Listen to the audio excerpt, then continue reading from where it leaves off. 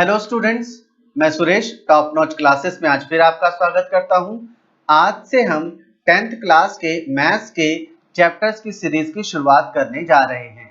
जैसा कि आप सभी को पता है और मैंने भी अपनी कई वीडियो में बताया है कि इस बार 2020-21 के लिए सीबीएसई ने कुछ सिलेबस कम कर दिया है।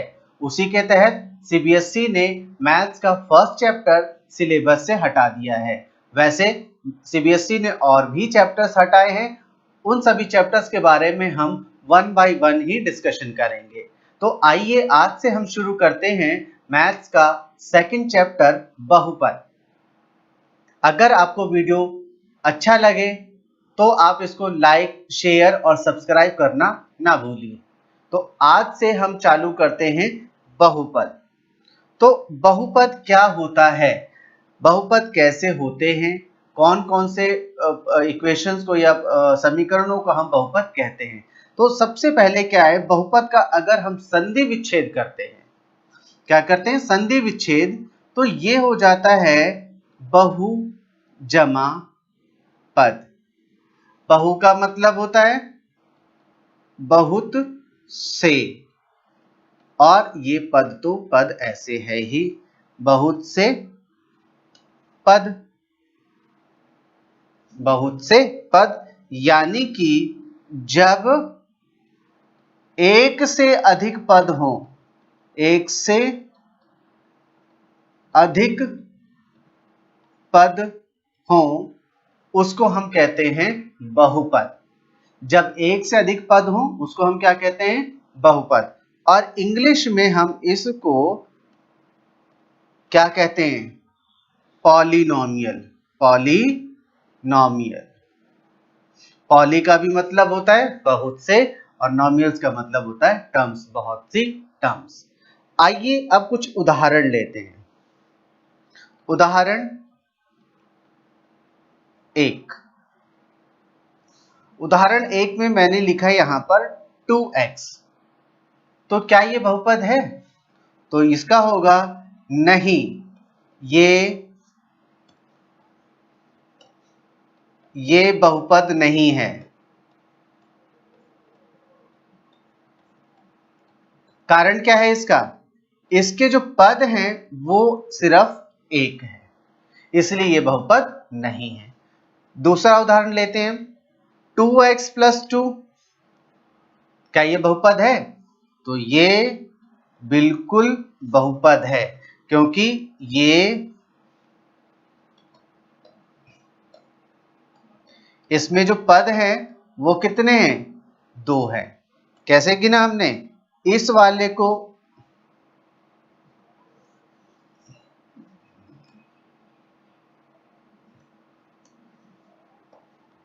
इस वाले, ये जो टर्म है एक पद बोला जाता है और इसको हम दूसरा पद बोलते हैं। तो इसके अंदर कितने पद हो गए, 2, यानी कि ये हमारा बहुपद है।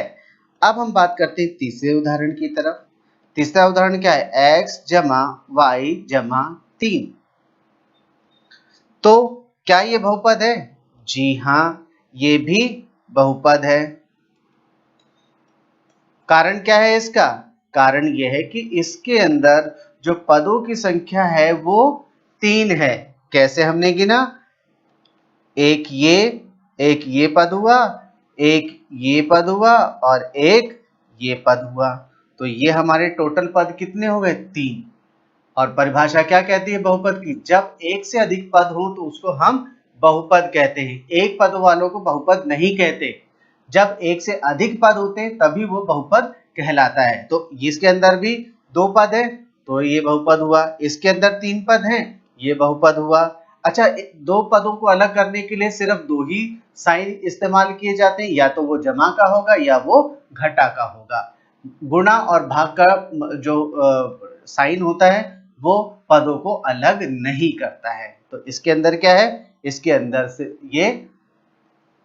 ये हमारा 2 पदों वाला एक बहुपद है और ये हमारा 3 पदों वाला बहुपद है।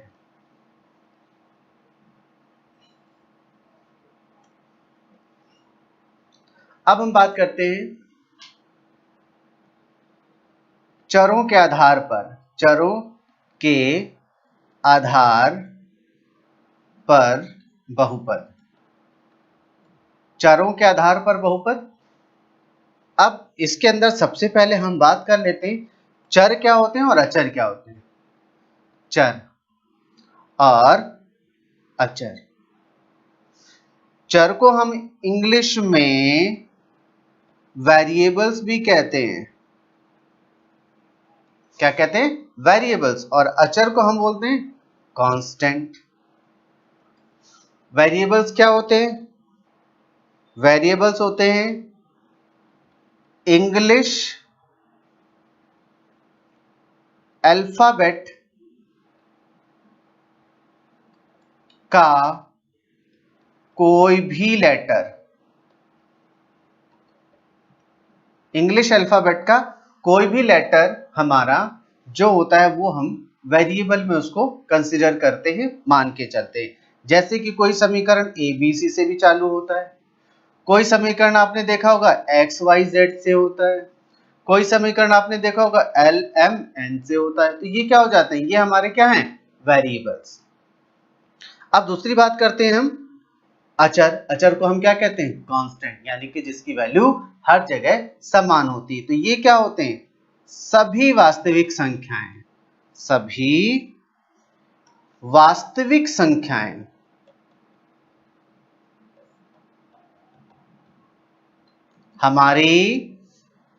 हमारे कांस्टेंट होते हैं, यानी कि अचर संख्याएं होती हैं। जैसे कि 2, -2, 2/3, 1/5, ये क्या है? सभी के सभी अचर हैं, यानी कि ये कांस्टेंट हैं। तो आपको समझ में आया होगा चर क्या होते हैं और अचर क्या होते हैं। चर यानी कि वेरिएबल, वेरिएबल क्या होते हैं? इंग्लिश अल्फाबेट का कोई भी वर्ड अगर समीकरण में दिया हुआ होता है तो वो हमारे वेरिएबल्स होते हैं। अगर समीकरण के अंदर कोई भी कांस्टेंट वैल्यू हो, कांस्टेंट का मतलब है 1 2 3 4 5, कोई भी वास्तविक संख्या हो, वो सभी के सभी हमारे कांस्टेंट होते हैं। अब इसी के आधार पर मैंने जैसे बताया चरों के आधार पर हमारे जो बहुपद होते हैं वो कौन कौन से होते हैं। एक चर वाले, ये हो जाता है दो चर वाले, दो चर वाले बहुपद, यहां बहुपद लिख लेते हैं, बहुपद, बहुपद। और ये हो जाएगा तीन चर वाले बहुपद, तीन चर वाले बहुपद। जितने नंबर ऑफ वेरिएबल्स होंगे उसी के हिसाब से ही हमारे ये एक चर, दो चर, तीन चर या चार चर की भी बात कर लेते हैं। ठीक है, बट हम सिर्फ यहीं तक बात करेंगे। एक चर वाले क्या होते हैं? जिसके अंदर इंग्लिश अल्फाबेट का सिर्फ एक लेटर यूज किया जाता है। जैसे कि 2x + 2, इसके अंदर इंग्लिश अल्फाबेट का क्या है? सिर्फ एक लेटर है, यानी कि ये हमारा एक चर वाला बहुपद है। 2x +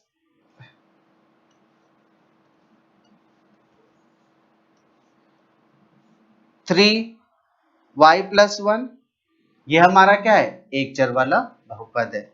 अब दो चर वाले बहुपद कौन से होते हैं? जैसे कि x + y, 2x + 3y, z - y, ये हमारे क्या है? दो चर वाले बहुपद। अब देखिए बहुपद है, क्यों है? क्योंकि इसके अंदर कितने पद हैं? दो हैं। इसके अंदर पद कितने हैं? दो हैं। इसके अंदर पद कितने हैं? दो हैं। इसके अंदर पद कितने हैं? दो हैं। इसके अंदर पद कितने हैं? दो हैं। बट जो हमारे वेरिएबल है यानी कि चरों की संख्या, इसके अंदर भी दो है, इसके अंदर भी दो है और इसके अंदर भी दो है। यानी कि इंग्लिश अल्फाबेट के कितने लेटर उस समीकरण में इस्तेमाल हो रहे हैं उसके हिसाब से ही हम इसकी बात करते हैं। बट इसके अंदर क्या है? इसके अंदर पद तो ज्यादा हो सकते हैं। जैसे कि मैं अगर x + y + 3 लिखूं तो ये भी तो मेरा दो चर वाले बहुपद है, बट इसके अंदर पद कितने हैं? पद इसके अंदर 3 हैं। इसको अगर मैं लिखना चाहूं 2x + 3y + 3, तो ये भी तो हमारा दो चर वाला बहुपद हुआ, बट इसके अंदर जो टर्म है वो हमारी 3 है, यानी कि जो पद है वो 3 है। ये सिमिलरली ये भी z माइनस वाई प्लस 3 अगर मैंने कर दिया तो ये भी तो दो चर वाला बहुपद हुआ, परंतु इसके अंदर पद कितने हैं? 3 हैं, और इसके अंदर जो चरों की संख्या है वो सिर्फ 2 है। अब इसकी बात करते हैं तीन चर वाले बहुपद। तीन चर वाले बहुपद के अंदर इसको हम नेक्स्ट स्लाइड में बात करते हैं। तीन चर वाले बहुपद।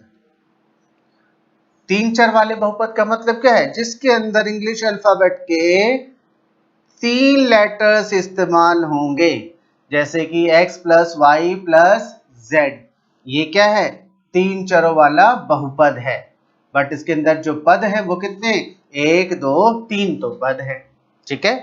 अच्छा, अब हम बात करते हैं, जैसे कि आपने x cube plus Y cube plus Z cube minus 3xyz, ये आपने देखा होगा ना, फॉर्मूला है ये। तो ये भी हमारा कौन सा है? तीन चर का बहुपद है, परंतु इसके अंदर जो पद है वो 1 2 3 और ये 4। इसके अंदर जो पदों की संख्या है वो 4 है, पर बट इसके अंदर वेरिएबल यानी कि चरों की संख्या 3 है, तो इसलिए ये 3 पदों वाली बहुपद हैं। 3 पदों वाले बहुपद हैं। ठीक है। आई होप आपको यहां तक समझ में आया होगा। अब हम बात करते हैं बहुपद की घात। क्या बात करते हैं? बहुपद की घात। इसको हम इंग्लिश में बोलते हैं डिग्री। क्या बोलते हैं हम? डिग्री।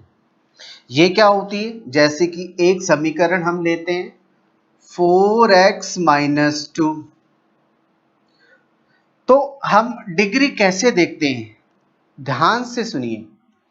जब कोई भी समीकरण दिया हुआ हो तो सबसे पहले आप उसके अंदर वेरिएबल को ढूंढो। वेरिएबल यहां पर कितना है? कितने वेरिएबल हैं? एक वेरिएबल है। अब उन सभी वेरिएबल्स की पावर देखो।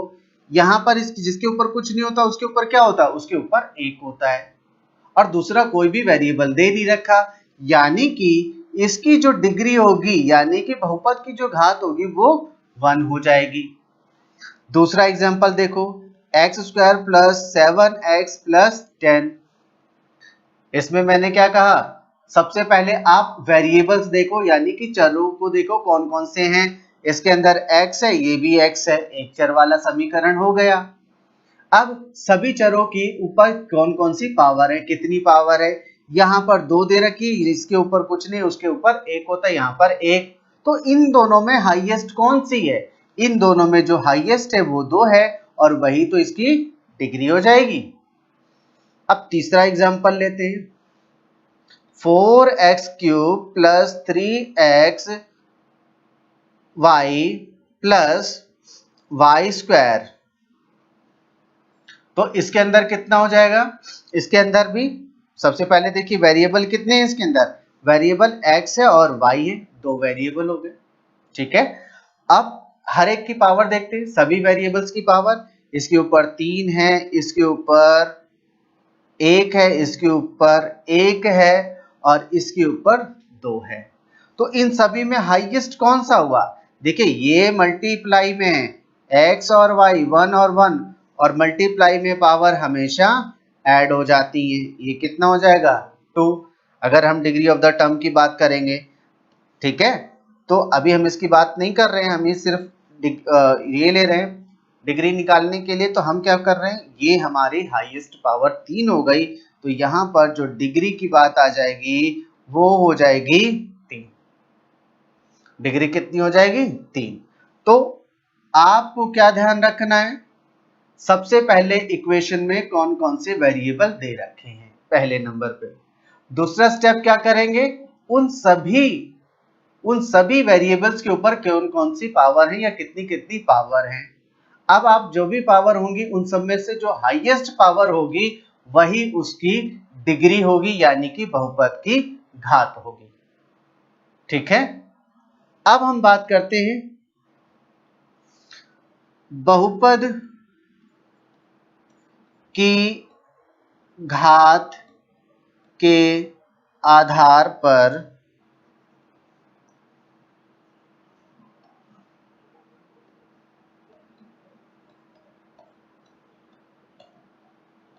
बहुपद, मतलब बहुपद की जो पावर है यानी कि डिग्री के बेस पर बहुपद पॉलिनोमियल्स कितने होते हैं।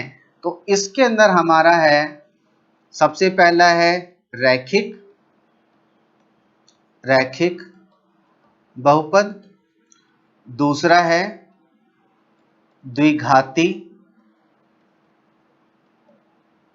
बहुपद और ये हो जाता है त्रिघाती बहुपद। इंग्लिश में इसको बोलते हैं लीनियर पॉलिनोमियल, इसको हम बोलते हैं क्वाड्रेटिक पॉलिनोमियल और इसको हम बोलते हैं क्यूबिक पॉलिनोमियल। ठीक है, अब ये होते क्या है, सबसे पहले आप ध्यान से देखिए, इनमें जो डिग्री होती है, हाईएस्ट डिग्री जो होती है वो 1 होती है, इनमें जो हाईएस्ट डिग्री होती है वो 2 होती है और इनमें जो हाईएस्ट डिग्री होती है वो 3 होती है। ठीक है, और इनकी जो स्टैंडर्ड फॉर्म होती है वो ax प्लस बी की फॉर्म में होते हैं। ये ax square plus bx plus c की फॉर्म में होते हैं और ये ax cube plus bx square plus cx plus d, where जहां पर हमारे a, b, c and d वास्तविक संख्याएं हैं। क्या हैं? वास्तविक संख्याएं, मतलब कोई भी संख्या 1 2 3 4 5 माइनस 1 2 3 4 5 √2 √3 2/3 3/4 कुछ भी यहां पर आपके नंबर्स होंगे। तो ये हमारे बेसिक स्ट्रक्चर है इसका। ठीक है, अब जैसे इसका उदाहरण ले लेते हैं 2x प्लस 1, इसके अंदर हाईएस्ट पावर कितनी है? 1 ही तो है, तो ये हमारा क्या हो जाएगा? रैखिक। अब ये हमारा क्या है? हमारा इसके अंदर क्या हो जाएगा? 2x square plus 4x plus 2, ये हमारा क्या हो जाएगा? ये हमारा क्या है? द्विघाती, क्योंकि हाईएस्ट पावर जो इसके अंदर है वो है 2। और फिर तीसरा है जैसे कि x का cube plus 2x square plus 3x plus 4, इसके अंदर हाईएस्ट पावर कितनी है? इसके अंदर हाईएस्ट पावर 3 है, यानी कि ये त्रिघाती समीकरण हुआ। ठीक है, ये basically degree of the term के ऊपर ही डिसाइड किए जाते हैं कि ये रैखिक बहुपद है, द्विघाती बहुपद है या त्रिघाती बहुपद है। ठीक है, अब हम बात करते हैं शून्यक। क्या है? शून्यक। शून्यक को इंग्लिश में हम जीरोस भी कहते हैं। शून्यक क्या होते हैं? ऐसी संख्याएं जिनको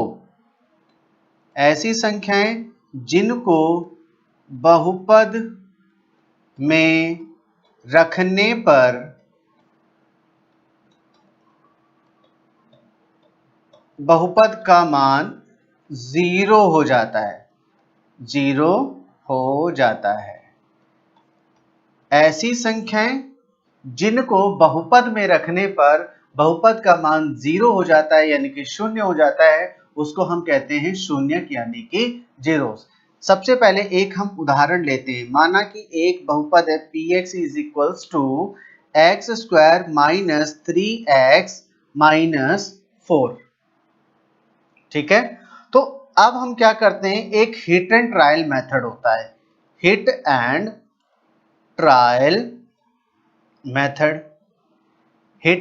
मेथड के अंदर क्या करते हैं, हम अपने हिसाब से इसके अंदर वैल्यू रखते हैं और फिर देखते हैं कि किस वैल्यू पर ये हमारी 0 हो जा रही है, ये बहुपद हमारा 0 हो जा रहा है, उस फिर उसके बाद हम बता देते हैं कि ये संख्या रखने पर ये बहुपद 0 हो जाता है, यानी कि ये शून्यक है। तो सबसे पहले मैं क्या करता हूं, मैं इसके अंदर x की जगह -1 रखता हूं। तो ये क्या हो जाएगा, -1 का स्क्वायर -3 -1 -4। तो अब यहाँ पर -1 का स्क्वायर तो 1 ही होगा, माइनस और माइनस प्लस 3 हो जाएगा, और ये माइनस ही है। अब ये मेरा क्या हो जाएगा, प्लस का 4, क्योंकि ये भी प्लस और ये भी प्लस, तो ये प्लस का 4 और ये -4, तो बराबर 0 हो जाता है। यानी कि -1 बहुपद का शून्यक है। कौन से बहुपद का, इस वाले बहुपद का शून्यक है। अब मैं क्या करता हूं, मैं x की जगह में अब 4 रखता हूं। तो अब इसके अंदर 4 का स्क्वायर -3 फिर 4 -4। अब ये 4 का स्क्वायर कितना हो जाता है, 16, और 4 तियां 12 -4। अब ये दोनों एक जैसे, इन दोनों को जोड़ेंगे तो ये हो जाएगा -16, और यहाँ पर क्या है 16, तो ये हो जाएगा मेरा 0। यानी कि 4 भी बहुपद का शून्यक है। 4 भी बहुपद का शून्यक है। तो अब हम क्या करते हैं, एक दूसरा मेथड लेते हैं। दूसरे मेथड में क्या है कि जैसे मेरा जो बहुपद है ये दे रखा है x² -3x -4। तो अब पहले मैं क्या करूंगा, 4 को यहां वाला जो कांस्टेंट होगा उससे मल्टीप्लाई करूंगा। यहां पर जो कांस्टेंट है वो है मेरा 1। तो 4 को मैंने 1 से मल्टीप्लाई किया तो 4 एकम 4 हो जाता है। अब 4 के मैंने प्राइम फैक्टर करे। प्राइम फैक्टर क्या हो, मैंने क्या किया, 2 दूनी 4 और 2 एकम 2। अब 2 को 2 से जमा करने पर तो 4 हो जाता है, 2 में से 2 घटाने पर 0 हो जाता है, परंतु मुझे चाहिए क्या, -3। तो अब मैं क्या करूंगा, 4 एकम 4 भी तो होता है, तो 4 में अगर मैं 1 जोड़ रहा हूं तो ये हो जाएगा 5, मुझे नहीं चाहिए। अगर 4 प्लस का और माइनस का 1 मैं कर दूं तो अब क्या होगा, ये हो जाएगा प्लस का 3, ये भी मुझे नहीं चाहिए। अब मैं क्या करूंगा, अब मैं इसके साइन को चेंज करता हूं, यानी कि जो प्लस का है वो माइनस का। मैंने क्या किया, -4 कर दिया और प्लस का 1 कर दिया। तो अब मैं इसमें से घटाऊंगा तो ये 3 तो बचेगा, बट उसके साथ जो साइन जो है वो बड़ी संख्या का लगता है, वो -3। अब यहाँ मुझे -3, यहाँ भी मेरा -3, यानी कि ये वाला मेरा जो कॉम्बिनेशन है वो सही है। अब मैंने इसके साथ x लगा दिया, अब यहाँ पर x लगा दिया, तो यहाँ भी मैंने x लगा दिया। तो अब -3x यही तो मुझे चाहिए। यानी कि इस वाले पद को मैं तोड़ करके अब x² माइनस ये लिख दूंगा 4x -x -4। अब मैं क्या करूंगा, इसको मैं पेयर बना दूंगा, जोड़े बना दूंगा। यहाँ से ये जोड़े बना दिए, तो इसमें इन दोनों में क्या कॉमन है, x कॉमन है, तो ये हो जाएगा x -4, क्योंकि यहाँ से 2x है तो 1x बाहर गया तो सिर्फ x बचा, यहाँ में से x बाहर चला जाएगा तो सिर्फ 4 बचेगा। अब इन दोनों में कुछ कॉमन नहीं, तो 1 कॉमन है, 1, लेकिन ये माइनस का 1 प्लस का 1 कॉमन है। इसमें क्या कॉमन है, प्लस का, एक मिनट, ये प्लस का है ना, प्लस का 1 कॉमन है, तो ये मेरा क्या हो जाएगा, ये हो जाएगा x -4। अब ये दोनों अगर पेयर सही हैं, यानी कि हमारा क्वेश्चन सही जा रहा है। तो अब हम क्या करेंगे, इन दोनों में से एक लिख लेते हैं x -4, और इन दोनों में से हम एक ले लेते हैं x + 1। ठीक है, बट क्या कहा है, सिंस px बराबर 0, जब 0 से निकाले तो हमें ये स्टेटमेंट लिखनी होती है। तो हम क्या करेंगे, px की वैल्यू तो यही तो है, तो x -4 और x + 1 = 0। इसका मतलब क्या होता है, x माइनस 4 बराबर 0 होता है और x प्लस 1 बराबर भी 0 होता है। मतलब ये इसके साथ भी 0 और ये इसके साथ भी 0। तो यहाँ पर x बराबर 4 आ जाएगा और यहाँ से x बराबर -1 आ जाएगा। तो अब आप ये देखेंगे इस वाले मेथड से भी वही, यहाँ -4 -1 और 4 और यहाँ भी -1 और 4। ठीक है, यानी कि इस मेथड से भी हमारे शून्य निकलते हैं। तो इस वाले मेथड को हम कहते हैं विखंडन मेथड, या कहते हैं मिडिल टर्म को स्प्लिट करके हम इसके मतलब फैक्टर निकालते हैं, वही हमारे शून्य होते हैं, यानी कि जीरोस होते हैं। ठीक है, तो अब हम बात करते हैं, एक और क्वेश्चन लेते हैं। एक px, या ये कह सकते हैं कि हम इसकी हेडिंग डालते हैं शून्यकों तथा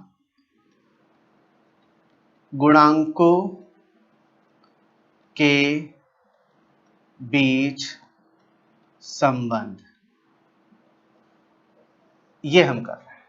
अब इसमें क्या है, एक क्वेश्चन लेते हैं कि एक क्वेश्चन है जैसे कि px बराबर x² प्लस 7x प्लस 10, ये है।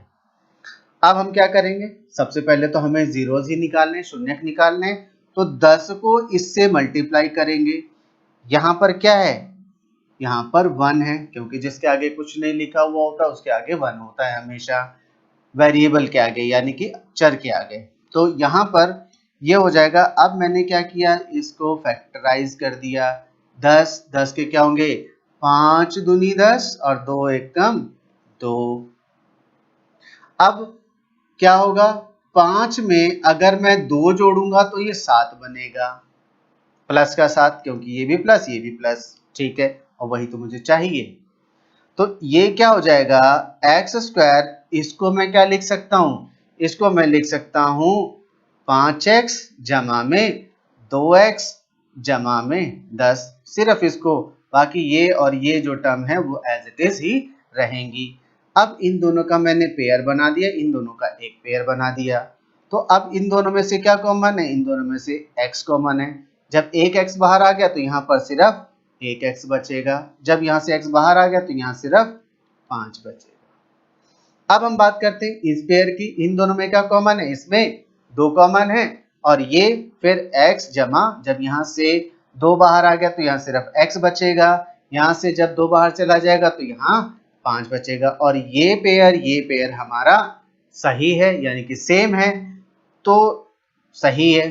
तो अब हमारा क्या हो जाएगा, इन दोनों में से हम एक ले लेते हैं x जमा 5, और इन दोनों में से हम एक ले लेते हैं x जमा 2। अब शून्यक निकालने के लिए क्या होता है, सिंस px बराबर 0, यानी कि x जमा 5 और x जमा 2 बराबर 0। इसका मतलब x जमा 5 के बराबर भी 0 और x जमा 2 के बराबर भी 0।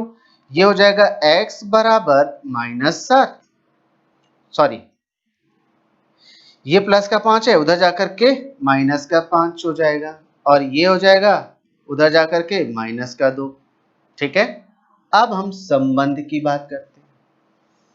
अब हम क्या करते हैं, शून्यकों का सबसे पहले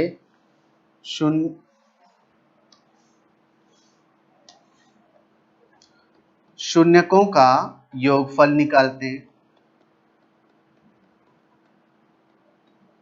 शून्यकों का योगफल, अगर मैं इसको मैं अल्फा मान लूं और इसको मैं बीटा मान लूं, तो ये क्या हो जाएगा, alpha plus beta is equal to, ये क्या हो जाएगा मेरा, अल्फा कितना है, अल्फा है -2, बीटा मेरा कितना है -5, तो ये हो जाएगा -7। ठीक है, अब शून्यकों का गुणनफल,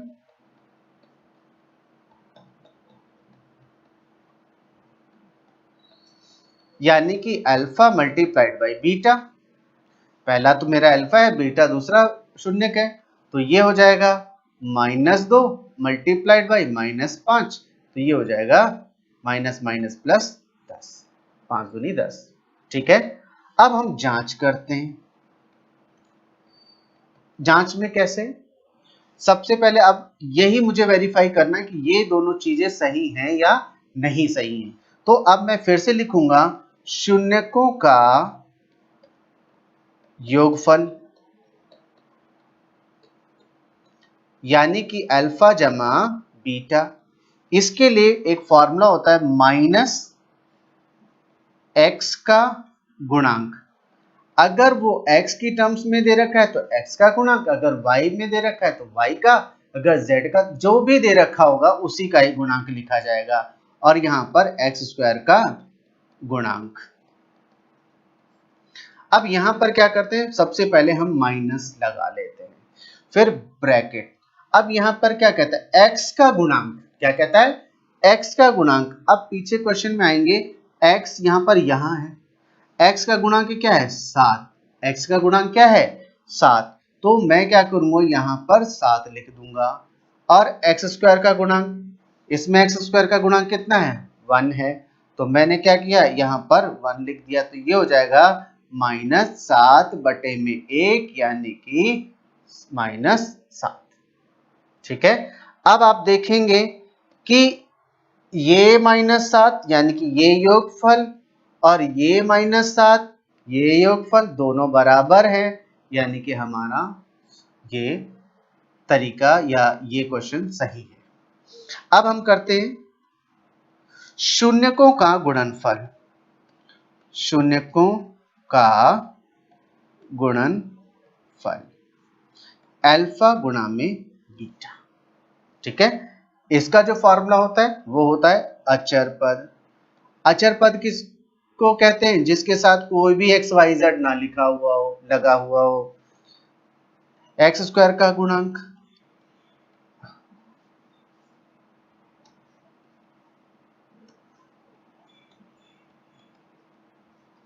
तो अचर पद इसके अंदर क्या दे रखा है? अचर पद जो है आपका, वो आपका ये 10 दे रखा है, क्योंकि इसके साथ एक्स वाई जेड कुछ भी नहीं लगा है।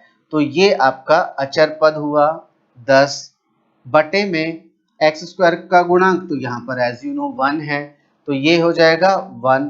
तो 10 में 1 का डिवाइड करेंगे तो ये 10। अब आप देखेंगे कि यहां जो गुणनफल निकला था वो 10 निकला, यहां जो गुणनफल निकला ये भी 10 निकला, यानी कि ये भी हमारा सही है। तो ये हमारी सत्यता की जांच, मतलब ये कह सकते हैं कि ये जीरोस जो हमने निकाले हैं हमने उसको वेरीफाई भी कर लिया।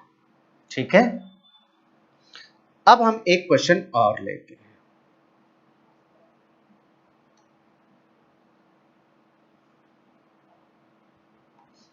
एक्सरसाइज का एक क्वेश्चन लेते हैं,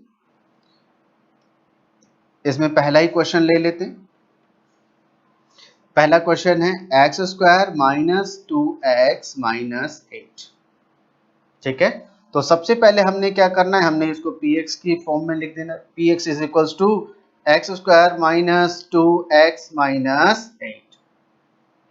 अब क्या होता है कि एक्स स्क्वायर के साथ कौन सा गुणांक है? 1 है। 2 के साथ कौन सा है? x के साथ कौन सा है? 2 है। और अचर पद कितना है इसके अंदर? -8 है। ठीक है, तो अब हम क्या करते हैं, इसमें इसके 8 को मैंने जब 1 से मल्टीप्लाई किया तो 8 एकम 8 हुआ। यहां पर ध्यान देने वाली बात है। अब इसके हम प्राइम फैक्टराइजेशन करते हैं, प्राइम फैक्टर्स निकालते हैं। तो ये 2 चौके 8, 2 दूनी 4 और 2 एकम 2। अब 2 दूनी 4 में 2 जोड़ूंगा तो 6 हो जाएगा, 4 में 2 निकालूंगा तो 2 हो जाएगा। बट मुझे यहाँ क्या चाहिए? -2 चाहिए ना। मैंने क्या करना है, +4 में अगर मैं +2 जोड़ दूं तो ये प्लस का 6 हो जाता है, जो मुझे चाहिए ही नहीं।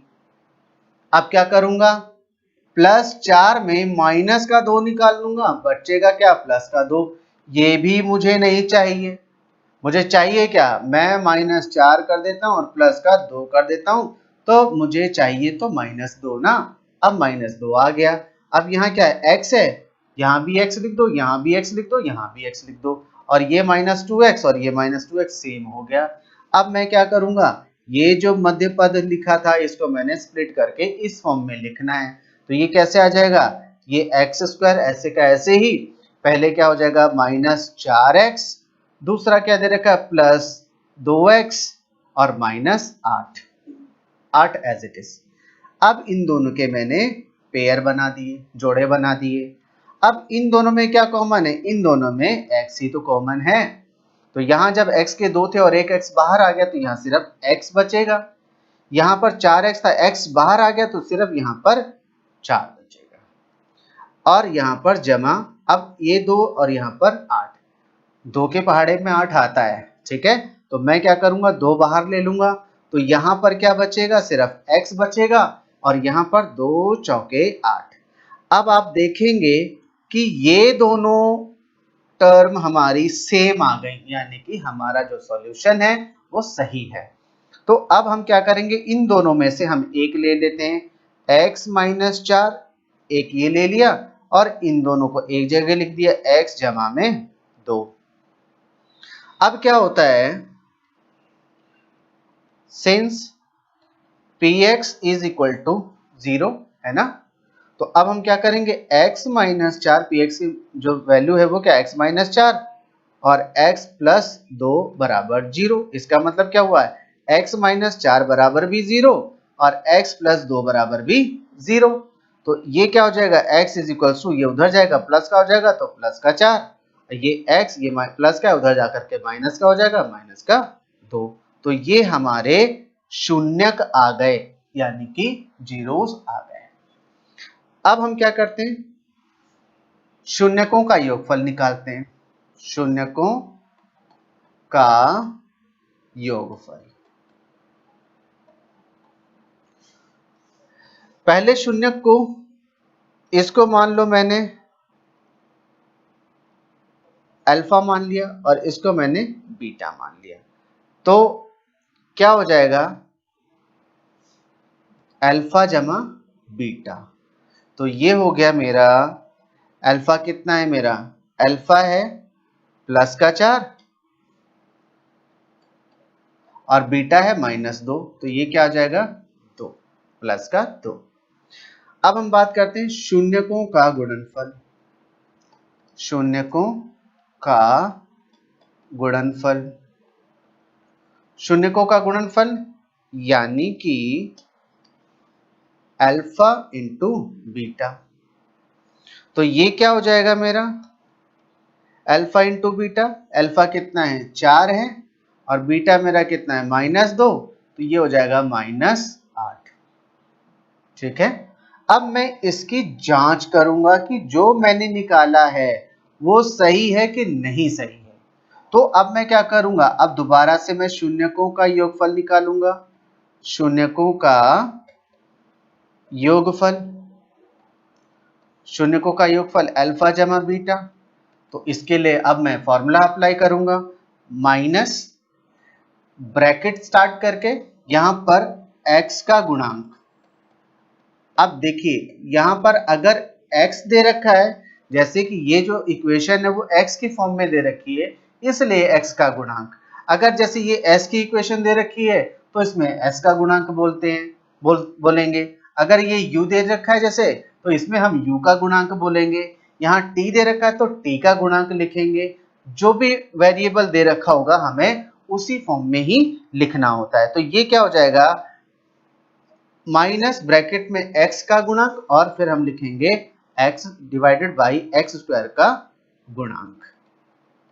अब इक्वेशन पे आ जाओ, क्या दे रखा है, x square minus 2x minus 8, तो x का गुणांक क्या है -2, x का गुणांक क्या है -2।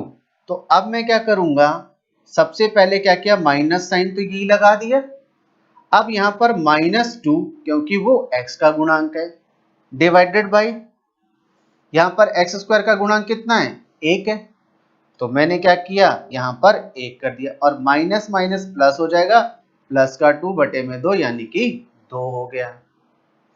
अब आप देखेंगे कि ये दो और ये दो, ये भी तो शून्यकों का योगफल है ना, और ये भी शून्यकों का योगफल है, तो ये और ये दोनों सेम है, यानी कि यहां तक तो बिल्कुल सही है। अब हम गुणनफल की बात कर लेते हैं। शून्यकों का गुणनफल ये होगा हमारा alpha into beta. Alpha into beta में ये होगा अचर पद बटे में एक्स स्क्वायर का गुणांक, अचर पद बटे में एक्स स्क्वायर का गुणांक। अब अचर पद मेरा इसमें क्या है, अब जैसे मैं पीछे क्वेश्चन में जाता हूं तो अचर पद मेरा इसके अंदर जिसके साथ कोई भी एक्स वाई जेड नहीं लिखा हुआ होता है वो मेरा अचर पद होता है। तो इसके अंदर ये -8 है मेरा अचर पद, तो यहां पर मैं क्या करूंगा -8, फिर बटे में एक्स स्क्वायर का गुणांक, एक्स स्क्वायर का गुणांक क्या है, यहां पर 1 है, तो बटे में 1, तो ये हो जाएगा -8। अब आप देखेंगे कि यहां -8 है और ये भी -8 है, ये भी गुणनफल है और ये भी गुणनफल है, यानी कि दोनों ही हमारी चीजें, दोनों ही वैल्यूज हमारी सही हैं। तो ये था हमारा क्वेश्चन, द्विघात बहुपदों का शून्यक ज्ञात करना। तो शून्यक हमने ये ज्ञात कर लिया, और शून्यकों तथा गुणांकों के बीच में सत्यता की जांच करना, और ये हमारा ये सत्यता की जांच कर ली, यानी कि जो हमने शून्यक निकाले हैं उनका योगफल और गुणनफल निकालना, और फिर योगफल और गुणनफल की सत्यता की जांच करना, जो कि हमने ये दो फॉर्मूले इस्तेमाल करके किया। अब आप क्या करेंगे, बाकी के जो क्वेश्चन है आप खुद सॉल्व करेंगे। अगर किसी भी क्वेश्चन में कोई भी डाउट है तो आप कमेंट बॉक्स में कमेंट करना ना भूलें, और फिर मैं आपको उसका सॉल्यूशन प्रोवाइड करूंगा। ठीक है, अब हम बात करते हैं द्विघात समीकरण ज्ञात करना। द्विघात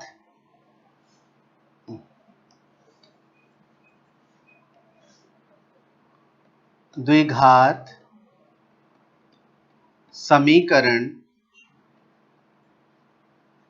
ज्ञात करना।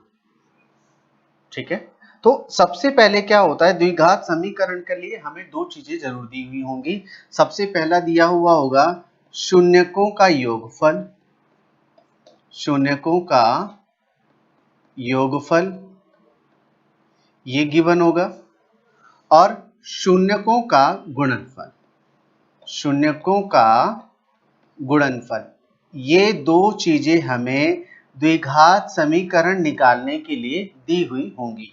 तो सबसे पहले हम क्या करते हैं, सबसे पहले हम लेट कर लेते हैं, माना कि द्विघात शून्यकों का योगफल हमें दे दिया 5 और शून्यकों का गुणनफल दे दिया -2। अब हमें इसका समीकरण निकालना है, इनकी मदद से हमें द्विघात समीकरण निकालना है। वो कैसे, सबसे पहले हम करते हैं, माना बहुपद px is equal to ax square plus bx plus c, ax square plus bx plus c, जहां पर हमारे a, b और c एक वास्तविक संख्याएं हैं। क्या हैं, वास्तविक संख्याएं। अब इसके अंदर हम क्या करते हैं, सबसे पहले क्या दे रखा है, शून्यकों का योगफल, शून्यकों का गुणनफल। हमें ये वास्तविक संख्याएं तो निकालनी है। अगर हमें ये a, b और c के मान पता चल जाएं और हम फिर इसके अंदर वैल्यू रख देंगे तो वही हमारा द्विघात समीकरण हो जाएगा या द्विघात बहुपद हो जाएगा। तो सबसे पहले देखिए, शून्यकों का योगफल क्या होता है, शून्यकों का योगफल, शून्यकों का योगफल क्या होता है, शून्यकों का योगफल होता है -x का गुणांक बटे में एक्स स्क्वायर का गुणांक, यही होता है ना। तो अब x का गुणांक यहां पर क्या है, x का गुणांक यहां पर b है, तो माइनस साइन ये लगा दिया और यहाँ पर लिख दिया b बटे में एक्स स्क्वायर का गुणांक क्या है, a है, तो ये हो जाएगा माइनस बी बटा a। और हमें दे भी रखा है, हमें क्या दिया हुआ है, शून्यकों का योगफल जो दे रखा है 5। यहाँ पर मैं क्या करूंगा, 5 बटे में 1, जिसके नीचे कुछ नहीं होता उसके नीचे 1 होता है। तो यहाँ से हमारी दो चीजें निकल के आ गई। पहला क्या आया, मेरा आ गया माइनस बी बराबर 5, एक ये जो चीज आ गई, यानी कि जो b है मेरा is equals to minus 5। b मेरा क्या है, माइनस 5 है, और a मेरा कितना है, 1 है। ठीक है, अब हम बात करते हैं शून्यकों का गुणनफल। शून्यकों का गुणनफल, शून्यकों का गुणनफल क्या होता है, अचर पद बटे में एक्स स्क्वायर का गुणांक। तो अचर पद यहां पर क्या है, अचर पद हमारा है c बटे में एक्स स्क्वायर का गुणांक क्या है, एक्स स्क्वायर का गुणांक a है। ये हमें कितना दे रखा है, -2, और जिसके नीचे कुछ नहीं होता उसके नीचे 1। तो यानी कि यहां से क्या आ जाएगा, यहां से आ गया c बराबर -2 और a बराबर 1। ये हो गया और ये हो गया। अब हमारा समीकरण क्या हो जाता है, अब हमारा समीकरण क्या है, समीकरण है ax square plus bx plus c, है ना।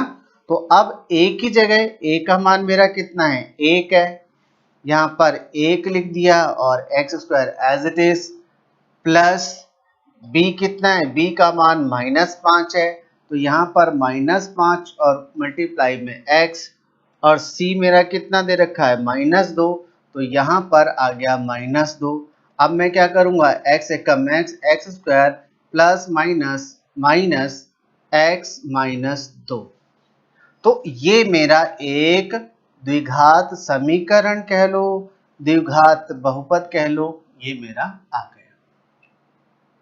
उम्मीद है आज का वीडियो आपको अच्छा लगा होगा। अगर आपको आज का वीडियो अच्छा लगा है तो आप इसको लाइक, शेयर और सब्सक्राइब करना ना भूलें।